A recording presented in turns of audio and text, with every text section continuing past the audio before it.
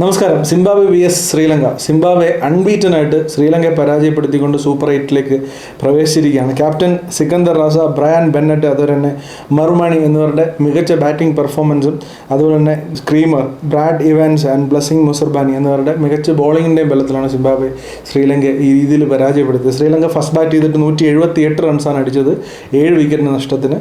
അത് 19.3 ഓവേഴ്സിൽ 182, 4 വിക്കറ്റ് മാത്രം നഷ്ടപ്പെട്ട് ശ്രീലങ്ക അത് മറികടന്നിരിക്കുകയാണ്. ഇവരുടെ സിംബാബ്വെയുടെ ഒരു പെർഫോമൻസ് നോക്കുകയാണെന്നുണ്ടെങ്കിൽ ശ്രീലങ്കയെ 178 റെസ്ട്രിക്ട് ചെയ്യാനായിട്ട് അവർക്ക് സാധിച്ചു എന്നുള്ളൊരു കാര്യം. അതുപോലെ തന്നെ സെക്കൻഡ് ബാറ്റ് ചെയ്തപ്പോൾ അവരുടെ ഒരു ബാറ്റിങ്ങിൻ്റെ ഒരു പേസ് എങ്ങനെ ആ ചേസ് അവർ കൊണ്ടുപോയി എന്നുള്ള കാര്യം വളരെ ഇൻട്രസ്റ്റിംഗ് ആണ്. നമുക്ക് ഫസ്റ്റ് ശ്രീലങ്കയുടെ ബാറ്റിംഗ് നോക്കാം. ശ്രീലങ്ക നമുക്ക് പവർ പ്ലേയിൽ 61 റൺസ് അടിച്ചു. അതായത് 10 ഓവറിന് മുകളിൽ 10 റൺ റേറ്റിന് മുകളിൽ ശ്രീലങ്ക സ്കോർ ചെയ്തിരുന്നു, 1 വിക്കറ്റ് നഷ്ടത്തിൽ. 10 ഓവർ ആയപ്പോഴത്തേക്ക് 86 റൺസ് ആയിരുന്നു ശ്രീലങ്ക കൊണ്ടായിരുന്നു. അപ്പോഴും വിക്കറ്റ് അധികം നഷ്ടപ്പെട്ടില്ല, 1 വിക്കറ്റ് തന്നെയാണ്. 15 ഓവർ എത്തിയപ്പോൾ 122, അവിടെ കുറച്ച് സ്ലോ ആയി. 122-ന് 3 വിക്കറ്റ് നഷ്ടപ്പെട്ടിരുന്നു ശ്രീലങ്ക. പിന്നീട് അങ്ങോട്ട് അവർ ഒരു 178 for 7 എന്നുള്ളൊരു നിലയിലേക്ക് അവർക്ക് എത്താനായിട്ട് സാധിച്ചു. അതിനകത്ത് ലാസ്റ്റ് ഓവറിൽ വെല്ലാലഗയുടെ ഒരു ബാറ്റിംഗ് പെർഫോമൻസിൻ്റെ ഒക്കെ ബലത്തിലാണ് 178 എത്തിയത്. ഇല്ലാന്നുണ്ടെങ്കിൽ ഒരു 160s കിടക്കേണ്ട ശ്രീലങ്കയുടെ ഒരു സ്കോറാണ്. ഇതിനകത്ത് ശ്രീലങ്കയുടെ ഏറ്റവും നല്ല പെർഫോം ചെയ്ത പത്തും നിസംഗ ഇന്നും നന്നായിട്ട് പെർഫോം ചെയ്ത് 62 റൺസ് അടിച്ചു, 41 ബോളിൽ. അതുപോലെ തന്നെ പവൻ രത്നായക 44 റൺസ്, 25 ബോളിൽ. ആ പവൻ രത്നായകയുടെ പെർഫോമൻസ് ആണ് ഒരു എൻഡ് ഓഫ് ദി ഇന്നിങ്സ് അവർക്ക് കുറച്ചും കൂടെ ബെറ്റർ സ്കോറിലേക്ക് എത്താനായിട്ട് ശ്രീലങ്കയെ ഹെൽപ്പ് ചെയ്തത്. ഇനി മറുവശത്ത് സിംബാബ്വെയുടെ ഇന്നിങ്സ് നോക്കുകയാണെങ്കിൽ അവർ ശ്രീലങ്കയുടെ അത്രയും ഫാസ്റ്റായിട്ട് അല്ല പോയത്. 55 റൺസ് ഉള്ളായിരുന്നു 6 ഓവർ കഴിഞ്ഞപ്പോൾ, വിക്കറ്റ് നഷ്ടപ്പെട്ടിരുന്നില്ല. അതുപോലെ 10 ഓവർ ആയപ്പോഴത്തേക്ക് 78 റൺസ് ഉള്ളായിരുന്നു, 1 വിക്കറ്റ് നഷ്ടത്തിൽ.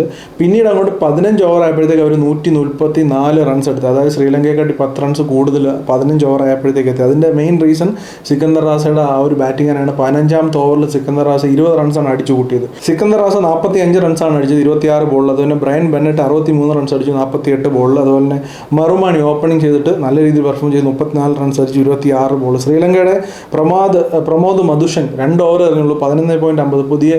ഇപ്പോൾ ഇന്ന് ചമീര കളിച്ചില്ല. അതുപോലെ തന്നെ നമുക്കറിയാം പത്രാനയുടെ പരുക്കൊക്കെ ആയിട്ട് അവർ പരീക്ഷിക്കുന്ന പുതിയ ബോളറാണ്.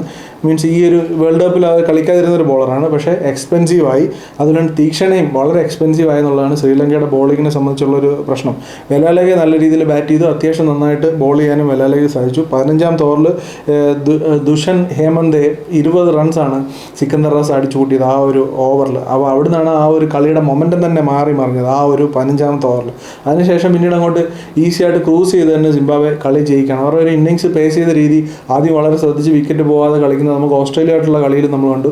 വിക്കറ്റ് പോകാതെ മുന്നോട്ട് കൊണ്ടുപോയിട്ട് അവസാനം വന്നിട്ട് അവർക്ക് ആക്സിലറേറ്റ് ചെയ്യാനായിട്ടും അവർക്ക് വേണ്ട ഒരു സ്കോറിലേക്ക് എത്താൻ അന്ന് ഫസ്റ്റ് ബാറ്റ് ചെയ്തപ്പോൾ സാധിച്ചെന്നുണ്ടെങ്കിൽ ഇനി ചേസിൽ അവർക്ക് സാധിച്ചു. ടോസ് നഷ്ടപ്പെട്ട് അവർ ചേസ് ചെയ്യുന്ന സമയത്ത് എല്ലാവർക്കും ശ്രീലങ്കയ്ക്ക് അഡ്വാൻറ്റേജ് ഉണ്ടെന്ന് വിചാരിച്ചിരുന്നു. പക്ഷേ അവർ ആ ഒരു രീതിയിലല്ല സിംബാബ്വെ പെർഫോം ചെയ്തത്. അവരുടെ ഒരു ബോഡി ലാംഗ്വേജിലും അവരുടെ ഒരു കോൺഫിഡൻസ് ഒക്കെ വേറെ ലെവലായിരുന്നു. ചേസ് ചെയ്യുന്ന സമയത്ത് വളരെ കോൺഫിഡൻ്റ് ആയിട്ടായിരുന്നു അവരുടെ ഒരു ചേസ് ചെയ്യുന്ന രീതി. ബാറ്റ്സ്മാൻമാരെല്ലാം ആ ഒരു മൊമെൻറ്റം കീപ്പ് ചെയ്ത് എങ്ങനെ കൊണ്ടുപോകണമെന്നുള്ളത് അവർക്ക് നല്ല രീതിയിലൊരു നിശ്ചയമുള്ള രീതിയിലാണ് അവരുടെ ബോഡി ലാംഗ്വേജ് നമുക്ക് കാണുമ്പോൾ തന്നെ മനസ്സിലാവുന്നത്. പിന്നെ ഈ സിക്കന്ദർ റാസയുടെ ഒരു ഇന്നിങ്സും കൂടെ വന്നപ്പോഴത്തേക്ക് ആ ഒരു ഇത്രയും പേസിൽ പെട്ടെന്ന് ആക്സിലറേറ്റ് ചെയ്തൊരു ഇന്നിങ്സ് കൂടെ വന്നപ്പോഴത്തേക്ക് സിംബാബ്വെ ഈസി ആയിട്ട് ക്രൂസ് ചെയ്ത്. ശ്രീലങ്കയെ സംബന്ധിച്ച് ബോളേഴ്സിൻ്റെ കുറവ്, ഇപ്പോൾ ഇത്രയും പരിക്ക് ബോളേഴ്സിൻ്റെ ഇപ്പോൾ പ്രത്യേകിച്ച് ചമീരയും കൂടി ഇല്ലാത്തതുകൊണ്ട് തന്നെ അവർക്ക് നല്ല രീതിയിൽ പിടിച്ചു കെട്ടാനായിട്ട് അവർ നല്ല രീതിയിൽ ബുദ്ധിമുട്ടി. സോ സിംബാബ്വെ സൂപ്പർ 8ലേക്ക് പോകുന്നത് ഫുൾ കോൺഫിഡൻസോട് കൂടിയാണ്, അത്യാവശ്യം നല്ല മൊമെൻറ്റത്തോടു കൂടിയാണ്. അവർ ഓരോ കളിയും സമീപിച്ച രീതി, ഏതൊരു ഒപ്പണൻ്റ് ആയാലും ഓസ്ട്രേലിയ ആയാലും ശ്രീലങ്ക ആയാലും ഏതൊരു ഒപ്പണൻ്റ് ആയാലും അവർക്ക് നല്ല രീതിയിൽ അവരുടെ പ്രത്യേക സ്ട്രാറ്റജീസ് ഉണ്ടായിരുന്നു. ഗെയിമിനും പിച്ചിനും അനുസരിച്ചുള്ള സ്ട്രാറ്റജീസ് ബിൽഡ് ചെയ്ത് അവർക്ക് അത് എക്സിക്യൂട്ട് ചെയ്യാനായിട്ട് അവർക്ക് നല്ല രീതിയിൽ ഈ ഗ്രൂപ്പ് സ്റ്റേജിൽ പറ്റിയിട്ടുണ്ട്.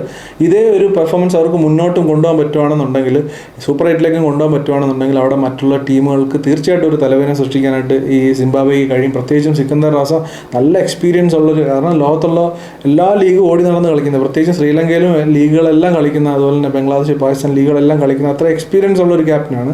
അപ്പോൾ ആ ഒരു ക്യാപ്റ്റൻ്റെ കീഴിൽ നല്ല രീതിയിൽ ജെല്ലായിട്ട് വരുന്നുണ്ട് പ്ലെയേഴ്സ് എല്ലാവരും. ഫീൽഡിങ്ങിലും മൊത്തത്തിൽ അവരുടെ ഒരു പെർഫോമൻസിൽ നമുക്കത് കാണാനായിട്ട് സാധിക്കുന്നുണ്ട്. സോ അവർ തീർച്ചയായിട്ടും തലവേദന ആർക്കെങ്കിലും സൃഷ്ടിക്കും എന്നുള്ള കാര്യത്തിൽ യാതൊരു സംശയമില്ല. ഇനി ശ്രീലങ്കയുടെ കാര്യം പറയുകയാണെന്നുണ്ടെങ്കിൽ ശ്രീലങ്ക ഈ പരാജയത്തോടുകൂടി ചെറിയ രീതിയിൽ മൊമെൻറ്റം നഷ്ടപ്പെടുമെന്നുണ്ടെങ്കിലും അവരുടെ സ്ട്രെങ്ത് എന്ന് പറയുന്നത് അവരുടെ ബാറ്റിംഗ് തന്നെയാണ്. അവർക്കിപ്പോൾ ബാറ്റിങ്ങിൽ നന്നായിട്ട് പെർഫോം ചെയ്താൽ മാത്രമേ അവർക്ക് മുന്നോട്ട് സൂപ്പർ 8ലെ കാര്യങ്ങൾ അവർക്ക് നല്ല രീതിയിൽ കൊണ്ടുപോകാൻ പറ്റൂ. കാരണം ബോളിങ്ങിൽ അവർക്ക് ഉള്ളായിരുന്ന ഓപ്ഷൻസ് ഇപ്പോൾ കുറേ കട്ടായി. അസരംഗ പോയി, പിന്നീട് പത്രാന പോയി. സോ അതുകൊണ്ട് തന്നെ ബോളിംഗ് കുറച്ച് വീക്കായിട്ടാണ് തോന്നുന്നത്. പിന്നീട് അവരൊരു 120% ഇപ്പോൾ ഉള്ള ടീം പെർഫോം ചെയ്ത് അത്ര നന്നായിട്ട് എഫോർട്ട് ഇട്ടാലേ ഈ സൂപ്പർ 8ൽ നല്ല രീതിയിൽ മറ്റ് ടീമുകൾക്ക് ചലഞ്ച് ആകാനായിട്ട് ശ്രീലങ്കയ്ക്ക് സാധിക്കത്തുള്ളൂ. വേറെ ഒന്നും കൊണ്ടല്ല, അവരുടെ റിസോഴ്സസ് ഇപ്പോൾ ഈ സൂപ്പർ 8ലേക്ക് പോകുമ്പോഴത്തേക്ക് ഒരുപാട് കുറഞ്ഞിട്ടുണ്ട്. അതുകൊണ്ട് മാത്രമാണ്. പിന്നെ ഈ ഫിനിഷിങ്ങിലേക്ക് വരുമ്പോൾ അവർക്ക് നല്ല രീതിയിൽ ഫിനിഷ് ചെയ്യാനായിട്ട് അവർക്ക് പറ്റും കൂടെയാണ്. അത് അവരുടെ ഒരു പോരായ്മയാണ്. അതും അവർക്ക് ഫിക്സ് ചെയ്യേണ്ടതായിട്ടുണ്ട് സൂപ്പർ 8ലേക്ക് പോകുമ്പോൾ. എന്തായാലും അവർക്ക് ചലഞ്ച് കൊടുക്കാൻ പറ്റുമെന്നുള്ള കാര്യത്തിൽ സംശയമില്ല. പക്ഷേ സൂപ്പർ 8ലെല്ലാം വമ്പൻ സ്രാവുകളാണ്. അവിടെ ശ്രീലങ്കയ്ക്ക് പിടിച്ചിരിക്കാൻ പറ്റുമെന്നുള്ളത് കണ്ടു തന്നെ അറിയണം. എന്നെ സംബന്ധിച്ച് അവർ അത്ര ഒരു ഹെവി ആയിട്ടോ അല്ലെങ്കിൽ അത്ര ഒരു കോൺഫിഡൻ്റ് ആയിട്ടോ ആയിരിക്കില്ല സൂപ്പർ 8ൽ പെർഫോം ചെയ്യുന്നത്. ഈ ഒരു ടീമിൻ്റെ ബോളിങ്ങിൻ്റെ ഒരു സ്ട്രെങ്തും പിന്നെ അവരുടെ ബാറ്റിങ്ങിൻ്റെ ഫിനിഷിങ്ങിലേക്ക് വരുമ്പോൾ ഉള്ള ഇത് അവർ കുറച്ച് ബാറ്റ്സ്മാരിൽ ഡിപ്പെൻഡഡ് ആണ് ശ്രീലങ്ക. സോ അതുകൊണ്ട് തന്നെ അവർ എത്രത്തോളം നന്നായിട്ട് പെർഫോം ചെയ്യുക എന്നുള്ളത് നമുക്ക് കണ്ടു തന്നെ അറിയേണ്ടതാണ്.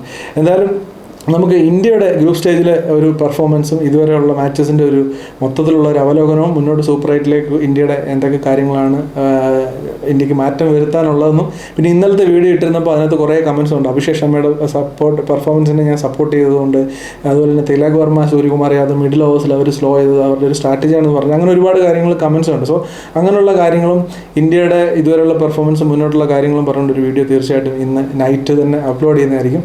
അപ്പോൾ അവിടെ കൂടുതൽ ഡിസ്കഷൻസുമായിട്ട് കൂടുതൽ ക്രിക്കറ്റ് വിശേഷങ്ങളായിട്ട് നമുക്ക് വീണ്ടും കാണുന്നതിന് വരെ ബൈ.